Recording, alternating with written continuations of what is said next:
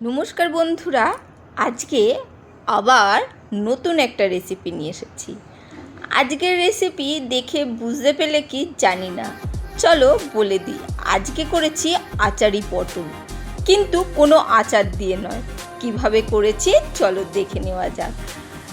পটল এখনও পাওয়া যাচ্ছে, যথারীতি আমার ফ্রিজে ছিল সেই পটল বের করে নিয়েছি।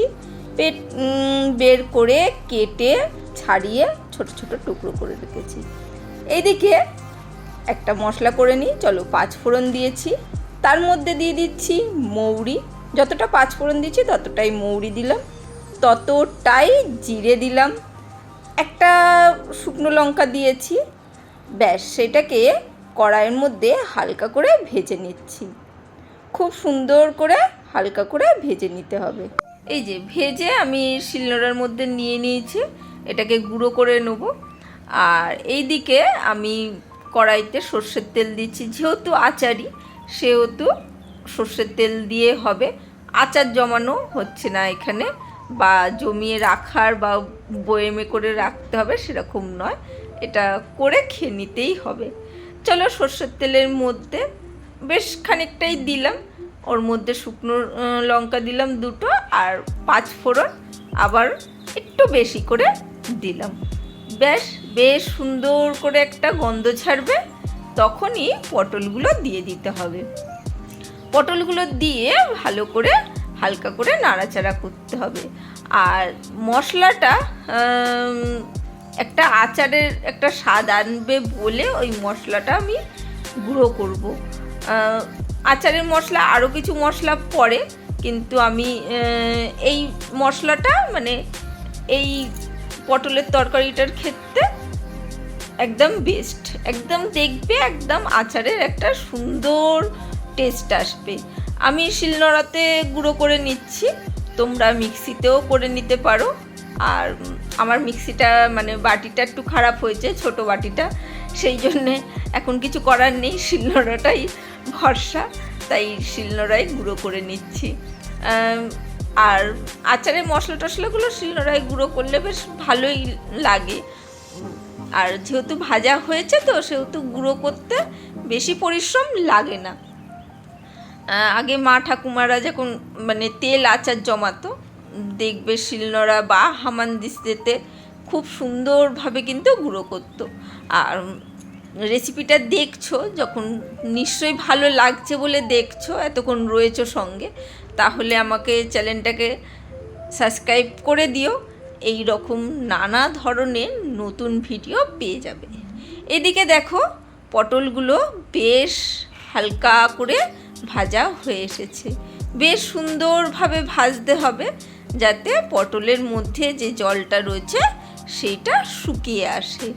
তেলটাও টেনে গেছে, জলটাও শুকনো হয়ে এসেছে।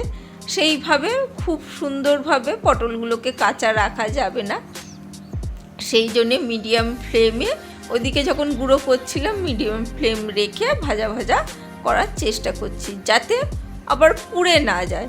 মানে ওইদিকে মশলা করতে গিয়ে দেখা গেল পুড়ে গেছে, সেটা করলে হবে না।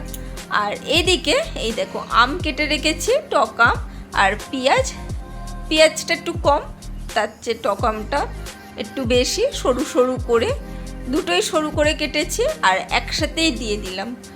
আমি আলাদা করে দেখানোর জন্যেই আলাদা করে রেখে দিয়েছিলাম, যাতে তোমরা বুঝতে পাও, না হলে আমটা বুঝতে পারবে না। সরু সরু করে কাটা আম দিয়েছি। যতটা পটল তার চেয়ে অনেকটা কমই আম দেবে, টক আম, মানে আবার পটলের চেয়ে বেশি হয়ে যাবে বা পটলের সমান আম দিলে হবে না, বেশি টক হয়ে যাবে। টকটা দেখে বা বুঝে তোমরা সেই হিসাবে দেবে। আর আম দিয়েই করতে হবে, কোনো তেঁতুল ফেতুল দেওয়া চলবে না। এবারে গ্যাসটা লো করে কিছুক্ষণের জন্য চাপা দিয়ে রাখলাম, ওই 5 মিনিট মতন চাপা দিয়ে একটু অন্য কাজ করে নেবে। তখন তারপরে আবার 5 মিনিট পর এসে ঢাকনা খুলে বেশ সুন্দরভাবে নাড়াচাড়া করে নেবে, যাতে দেখবে যে পটলগুলো ভাজা হয়ে গেছে, আমগুলো বেশ দেখবে নরম হয়ে এসেছে, পেঁয়াজগুলো তো নরম হয়েই যাবে। এখানে আমি এখনো পর্যন্ত লবণ দিইনি, তাই এখন লবণটা দিয়ে দিলাম। বেশ সুন্দর করে লবণটা দেওয়ার পর ভালো করে নাড়াচাড়া করে নিচ্ছি। অবশ্যই এইভাবেই কিন্তু করার চেষ্টা করবে। আর যে কোনো তরকারিতে তো হলুদ না দিলে হবে না। দেখতে পাচ্ছ তো, বুঝতে পারছো তো, আমি কিন্তু এখানে আচারের কোনো ব্যবহার ছাড়াই কিন্তু আচারি পটলটা হচ্ছে। একবার অবশ্যই শুকনো ভাতের সাথে বা গরম রুটির সাথে ট্রাই করে দেখো। মানে এই বর্ষার সময়, মানে একটা ভ্যাটভ্যাটে গরম, সেই সময়টা কিন্তু এই রেসিপিটা দারুণ যাবে। এখানে আমি কাশ্মীরি লঙ্কার গুঁড়ো দিলাম, তোমরা দিতেও পারো, নাও দিতে পারো। আর ওখানে আমি একটা লঙ্কা গুঁড়ো করেছিলাম, এখানে 2টো লঙ্কা ফোড়ন দিয়েছি। ঝালটা বুঝে সেইভাবে দেবে। যদি তোমাদের মনে হয় একটু ঝাল দিতে হবে, তাহলে তোমরা মানে একটু এমনি লঙ্কার গুঁড়ো দিতে পারো। এইখানে আমি ওই গুঁড়ো মশলাটা দিয়ে দিলাম, দিয়ে ভালো করে মিশিয়ে নিচ্ছি। ভালো করে নাড়াচাড়া করবে। এই সময় দেখবে একটা দারুণ গন্ধ বেরিয়েছে। এরপরে এই যে আমি একটু জল দিয়ে দিলাম। মানে পটলগুলো একটু সেদ্ধ হওয়ার জন্যে। যদি তোমাদের মনে হয় পটলগুলো জল দিতে হবে না, না দিলেও হবে, কিন্তু মানে খুব তেলে তো ভাজা হয়নি, সেই জন্যে একটু জল দিয়ে ফোটাতে হবে। দেখতেই পাচ্ছ খুব সামান্যই জল দিয়েছি। এবার একটু চাপা দিয়ে একটু ফুটিয়ে নেবো ভালো করে।